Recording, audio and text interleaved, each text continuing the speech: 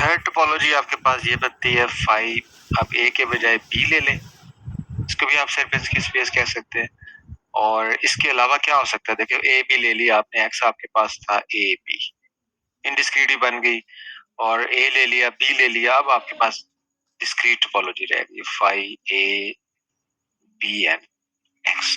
ठीक है, तो ये इसकी मैक्सिमम यही 4 प्रॉपर्टी बन सकती थी। यानी अगर आपके पास नंबर ऑफ एलिमेंट्स 2 होंगे, कार्डिनैलिटी ऑफ एक्स इज 2, तो फिर नंबर ऑफ टोपोलॉजीज कितनी बनेगी, ये 4 बनेगी।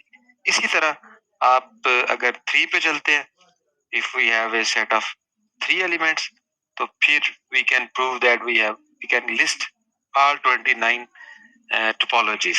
ठीक है, ये आप बनाएंगे, this will be very interesting कि आप एक सेट लें जिसमें 3 एलिमेंट्स हैं और उसके ऊपर आप टोपोलॉजीज बना के पूरी करें कि वो 29 टोपोलॉजीज हैं। जब आगे जाएंगे तो टोपोलॉजीज की तादाद बहुत ज्यादा बढ़ जाएगी, 355। ठीक है, और आप जानते हैं कि ऐसा कोई हमारे पास फार्मूला नहीं है जो हमें किसी भी एन के लिए नंबर ऑफ टोपोलॉजीज को बयान कर सके। ठीक है, तो इसलिए हम कोई ऐसा एग्जैक्ट फार्मूला हमारे पास नहीं है। अच्छा, तो ये आपके लिए असाइनमेंट है, मैं इधर आपको लिख के भी दिखा सकता हूँ सारी की सारी, लेकिन उस पर काफी ज्यादा टाइम लगेगा, तो मैं आपसे कहूंगा कि आप इसको ये एज एन असाइनमेंट बनाएं और आप शेयर करें बाकियों के साथ भी। नेक्स्ट चलते हैं आगे। ये हमारी डिस्क्रीट स्पेस हो गई, इनडिस्क्रीट स्पेस हो गई, कोफानाइट टोपोलॉजी डिस्कस कर ली हमने। Next is an very easy example. ठीक है, अब आप तो माशाल्लाह सारे प्रोफेसर हैं, मैं इसका प्रूव नहीं कराता यहाँ पे इन चीजों का, इसलिए intersection of topologies again topology बनाती है, और यूनियन ऑफ टोपोलॉजीज मे और may not be A topology. अभी जो एग्जांपल हमने सेपियंस की स्पेसेस की है, उसी से मिलती जुलती एग्जांपल अगर हम ले लें, एक्स ए बी सी, एक टोपोलॉजी में ए रख लें, एक में बी रख लें, यूनियन में क्या होगा, दोनों आ जाएंगे, लेकिन इनका यूनियन इसमें नहीं पड़ा होगा, तो इसका मतलब है यूनियन ऑफ टू टोपोलॉजीज मे और may not be A topology on x. ठीक, तो ये कुछ हमारे पास एग्जांपल है, आगे चल के फिर कुछ मजीद एग्जांपल्स हम देखेंगे। मैं यहाँ पे आपको सजेस्ट कर देता हूँ, आप यहाँ इंक्लूड कर लें lower limit topology, upper limit topology, ये आर पे ये भी हम डिफाइन करेंगे, और लोअर ऑर्डर टोपोलॉजी, अपर ऑर्डर टोपोलॉजी। ठीक है, हम इसे डिस्कस भी करेंगे आगे जाके।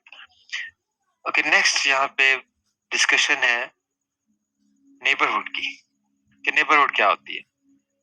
एक्स एक नॉन एम्प्टी सेट है और आपके पास उस पर एक टोपोलॉजी डिफाइंड है जो कि पावर सेट ऑफ एक्स के सबसेट्स हैं।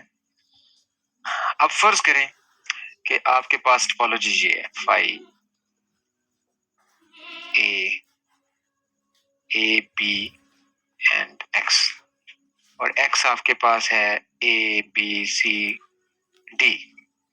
ठीक है, what is the neighbourhood and deleted neighbourhood of any point, किसी पॉइंट की नेबरहुड या डिलीटेड नेबरहुड क्या होती है।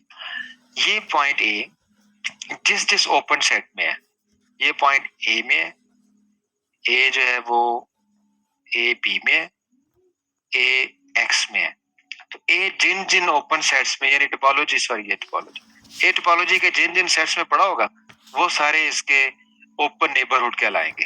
ये भी इसका ओपन नेबरहुड है, ये भी इसका ओपन नेबरहुड है, ये भी इसका ओपन नेबरहुड है। यानी ये जिस जिस ओपन सेट में ए पड़ा होगा वो ए के ओपन नेबरहुड कहलाएंगे, तो ये सारे ए के ओपन नेबरहुड है।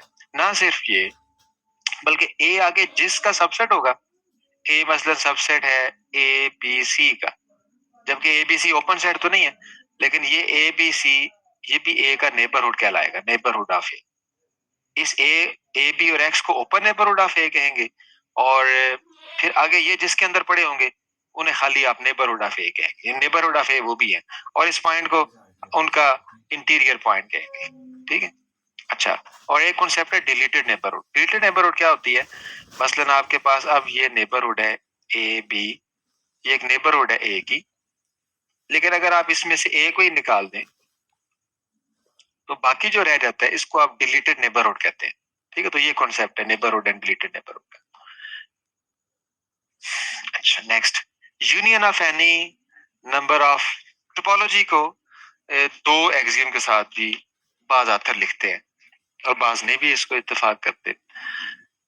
वो दो कौन से हैं, वो ये है कि if union of any number of elements of टा बिलोंग्स टू टा and finite intersection of members of TA belongs to TA, then TA is a topological space. Without this कि phi और x इसको एज एन एक्सियम नहीं लिखा इन्होंने, phi और x की कंडीशन नहीं लगाई. इसकी जस्टिफिकेशन ये है कि अगर ये दो प्रॉपर्टीज होल्ड करती हो तो phi और x भी TA में आ जाता है. कैसे आ जाता है? phi is the union of empty collection. ठीक है, क्योंकि हमने कहा कि TA के कोई भी कलेक्शन नहीं, उसका जो यूनियन है वो भी TA में होता है. तो एक कलेक्शन है जैसे एम्प्टी कलेक्शन का नाम दिया गया, एम्प्टी कलेक्शन. ठीक है, union of empty collection is empty set. ठीक है, तो अगर हर कलेक्शन का यूनियन भी टा में है तो फिर एम्प्टी कलेक्शन का यूनियन भी टा में होगा और वो एम्प्टी सेट होगा. एंड सिमिलरली अगर फाइनाइट कलेक्शन जो है अगर आप लेते हैं कोई भी टा की और उसका इंटरसेक्शन भी टा में है तो फिर देयर इज अ कॉन्सेप्ट के एम्प्टी कलेक्शन का जो इंटरसेक्शन होता है वो x के बराबर होता है. तो फिर x भी टा में आ जाएगा और फाई और x दोनों इसमें आ जाएंगे. तो इसलिए बाज लोग इस कंडीशन को नहीं बयान करते, जस्ट इन दो कंडीशन की मदद से कहते हैं कि वो टोपोलॉजी बना लेते हैं. अब यहाँ पे फाई की बात तो फिर भी समझ आ जाती है कि union of empty collection is phi. Phi तो आ गया, लेकिन ये जो कॉन्सेप्ट है कि इंटरसेक्शन ऑफ एम्प्टी कलेक्शन, ये थोड़ा सा समझने के लिए मुश्किल है. इसकी लॉजिक मुश्किल से समझ आती है. मसलन एक एक लॉजिक इसकी ये दी जाती है, मैं दोनों की एक आपको बताता हूँ. फर्ज करें कि आपके पास एक कलेक्शन है, यूनियन है E1, E2, E3 up to सोन. कुछ मैंने यहाँ फर्ज करें समझाने के लिए 5 सेट ले लिए. 5 सेट्स का जो यूनियन है, ये आपका union, this union contains the union of 4 sets. मैंने एक सेट कम कर दिया. Union of 4 set contains the union of 3 sets. एक और कम कर दिया. जैसे जैसे मैं कलेक्शन में से सेट्स कम करता चला गया हूँ वो उसका सबसेट आता चला जाएगा, ऐसे करके E1 यूनियन E2 फिर इट कंटेन्स E1. ठीक है, तो इसका मतलब है कि E1, इसका मतलब है कि ये E1 जो है ये कंटेन. अच्छा, अब जरा वापस इससे पीछे जाएं. अब एम्प्टी कलेक्शन का क्या मतलब होगा? एम्प्टी कलेक्शन का यहाँ से आप कॉन्सेप्ट बनाएंगे. एम्प्टी कलेक्शन एक ऐसा एम्प्टी कलेक्शन का जो यूनियन होगा वो एक ऐसा सबसेट होगा जो फिर हर सबसेट में कंटेन करे. इससे पीछे it is contained in every, क्योंकि मैंने जो डिलीट करते करते आखिर में E1 बचाया, आप डिलीट करते करते आखिर में E2 बचा ले, आप डिलीट करते करते आखिर में E3 बचा ले, आप डिलीट करते करते आखिर में E4 बचा ले, और एम्प्टी कलेक्शन पे जाते हैं तो वो इसका सबसेट है. इसका मतलब एम्प्टी कलेक्शन एक ऐसा सेट है which is subset of every set.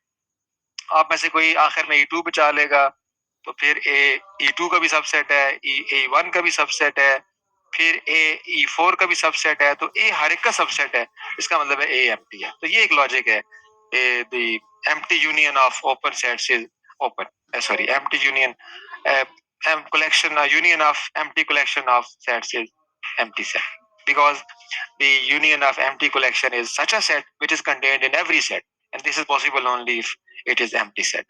Same कहानी अगर हम चलाते हैं अपनी इंटरसेक्शन के लिए भी, तो E1 intersection E2 intersection E3 intersection E4 intersection E5, 5 sets का जो इंटरसेक्शन है, इनमें से अगर मैं एक डिलीट कर देता हूँ E1, E2, E3, E4, फिर मैं एक और डिलीट कर देता हूँ, आप रिलेशन मुझे बताइएगा इनमें क्या बनेगा. E3 फिर मैं एक डिलीट कर देता हूँ और फिर मैं यहाँ से डिलीट कर देता हूँ. अब क्या होगा? E1 contains E1 intersection. E1 E2 का इंटरसेक्शन जो है वो E1, ये छोटा सेट होता है. E1 E2 का इंटरसेक्शन E1 से छोटा है. ठीक है, E1 intersection E2 intersection E3 is subset of E1 intersection E2. जितने आप सेट डिलीट करते जाएंगे इतना आपका जो आंसर है वो बढ़ता जाएगा. यहाँ पे आपके पास बहुत सारे लेकिन फाइनाइट ओपन सेट्स हैं. इनका E5 तक है, E1 से E5. इसका जो इंटरसेक्शन है वो E1 से E4 में है, फिर इसका जो इंटरसेक्शन है वो E1 से E3. जैसे जैसे आप सेट कम करते चले गए तो आपका जो आपका बड़ा होता गया, रिजल्टेंट बड़ा होता गया. तो एम्प्टी कलेक्शन का जो यूनियन जो इंटरसेक्शन है वो एक ऐसा सेट होगा जिसमें E1 कंटेन करेगा, और अगर आप मेरी बात मानने के बजाय आखिर में E2 को बचा लें तो उसमें E2 भी कंटेन करेगा. यानी वो E1 का भी सुपर